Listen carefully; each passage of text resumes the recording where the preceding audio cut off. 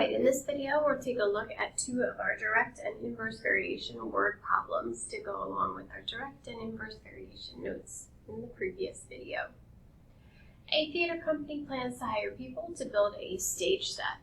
The work time in hours per person varies inversely with the number of people hired. The company estimates that 25 people working for 300 hours can complete the job. Find the work time per person if the company hires 30 people. So first, we have to pick out some important information here. It says it varies inversely. The work time. Time is usually an element of an x value. Varies inversely with the number of people hired. So if I have my people that I hire, it varies inversely with the number of hours that these people will work to complete the job.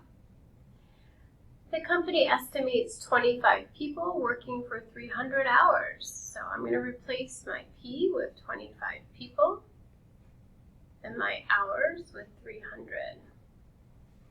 In order to find K, we multiply. I'm going to take 25 and multiply it by 300. And we'll get 7,500 as my K, my constant of variation. I go back to my original equation here, and instead of having a K in there, I'm going to just replace that K with what I found, 7,500. The next step, so that's my equation. The next step says find the work time per person if the company hires 30 people. So I'm going to put my 30 in for the people, and I'm looking for the time. In order to solve this, we're going to go ahead and multiply on both sides by t, and we'll get t times 30 equals 7,500. You can divide by 30 on both sides, and we'll figure out what our time is. So 7,500 divided by 30 is going to give me about 250 hours. If you think about it, if we have 25 people working, it's going to take them longer, so 300 hours. But if I hire 30 people, I hire more people, then it should take less time, and that's exactly what happened in this example. The length of a violin string varies inversely as frequency of its vibrations.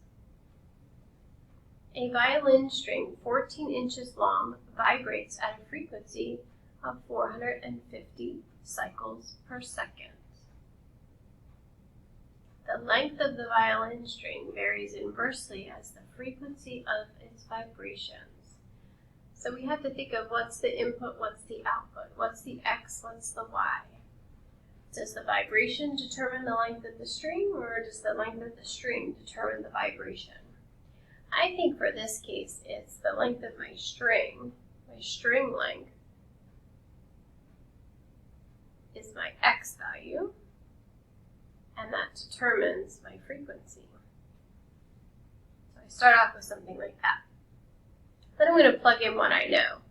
I know the length of my violin string is 14 inches, and it vibrates at 450 cycles per second.